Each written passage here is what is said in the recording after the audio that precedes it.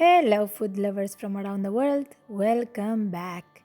Today we're canning black beans. Yes, with the pressure canner. And no, we won't blow up the kitchen. I promise. I will make it easy. I will provide you with tips and tools and everything you need to successfully can your own beans. Any kind of dry beans, white, black, pinto, garbanzo, you name it. I get my beans in bulk from Azure Standard. They're organic and have a great price too. I use this 5-pound bag and you will see how many pint jars I got in the end. We begin by rinsing the beans with cold water a few times. You will see that the water will look cloudy at first, but then it will clear up. Once it's clear, we cover the beans with cold water, we put the lid on and allow them to soak overnight. Soaking the beans will make them easier to digest. It will reduce gas, shorten cooking time, and they will cook more evenly too. This is just one of the benefits of canning your own beans. The ones you buy at the supermarket skip this important step, but we don't have to. In the morning, they will look nice and plump. We drain the water in which they soaked and we cover them with fresh cold water. Then we put them on the stove and turn the heat on to high. We will boil them briefly for two reasons. First is because they will foam a lot and we want to remove that foam, and second, so that we will start the cooking process before putting them in jars. We don't want to boil them too much as they will continue boiling once we pressure can them and they will become mushy if we overdo it. So we boil them just until the foam rises and we can skim it. Look at all this foam. We don't want that in our jars. Meanwhile, I am heating the pint jars by putting them in the cold oven and turning it on at 300 degrees Fahrenheit. Once the oven reaches the temperature, I turn it off and let them sit inside until I am ready to fill them. They need to be hot as our beans will also be hot. I'm also heating the lids on the stove without allowing them to boil. After we've removed almost all of the foam, we are ready to fill our jars. First, we drain the beans and fill the jars, leaving 1-inch space at the top. We don't want to put hot things into cold jars or they may break. Then we pour the liquid that they boiled in on top of the beans. You could use boiling water, but this liquid has more flavor and it's perfect to use. So we fill the jars up.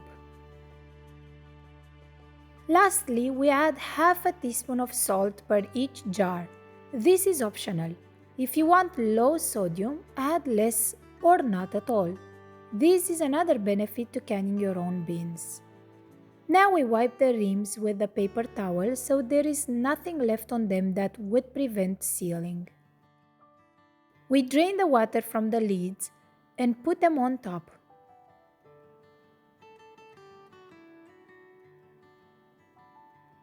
Now all we have to do is to screw the bands on without over tightening them. Time to get out the pressure canner. We fill it until the sign on the side. This is usually about 2 or 3 inches of water, no more than that. The pressure canner uses steam to sterilize the jars. Now we put it on the stove and heat the water. Once the water is hot, we can add the jars. Don't put the hot jars in cold water as, you guessed it, they may break.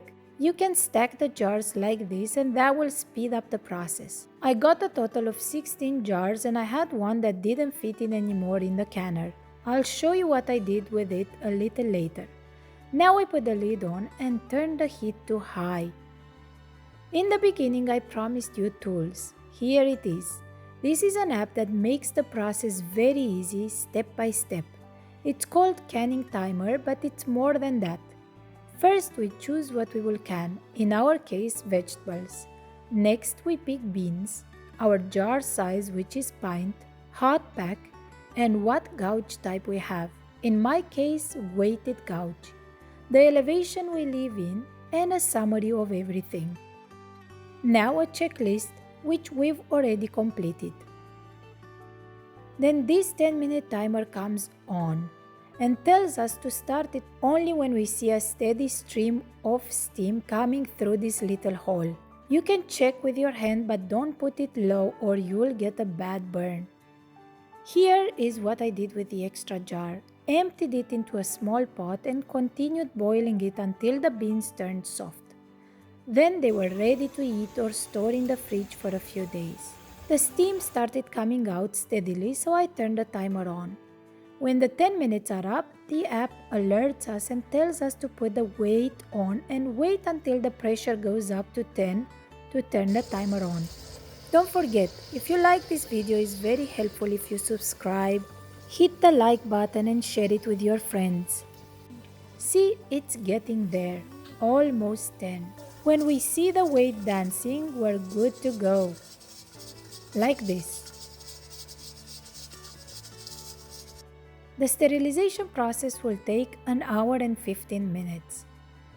It's important not to allow the pressure to come under 10 or you'll have to start over. So make sure you see and hear the dancing weight. The time is over and the last step is to turn off the heat and allow the pressure to come to zero undisturbed. This will take a while, but don't try to rush it. Under no circumstance try to remove the weight now, or the jars will explode inside. Ask me how I know. Yes, I've had to learn patience with my canning projects. The pressure is zero now, but we have to wait a little longer for this knob to go down as well, like this. Now we can remove the weight and open the canner. It's still very hot, so be careful with the steam that will come out. Leave the jars in for 10 more minutes and then remove them on a cooling rack. Just have a look how they are bubbling inside. And that's it, my friends. It's not hard, it's not complicated. It just requires specific steps and patience. That's all you need. Maybe some jars too. The second day after they have cooled down, remove their bands and wipe them with a damp cloth. Now you're ready to label and store for years until you are ready to use them. It's so convenient having them on your pantry shelf. Just open a jar and dinner can be ready in no time. Plus, you know exactly what went into them. Another benefit of canning is saving money. Besides the initial investment in jars and the canner, you will spend significantly less than if you were to buy them from the store. This is my little pantry with all the jars I have canned. My only problem is running out of space. I hope that this detailed video will give you the tools you need to start your journey or to expand it if you have already begun. Make sure you check out my other canning projects if you're interested in canning. I will see you again soon. Take care for now. Bye.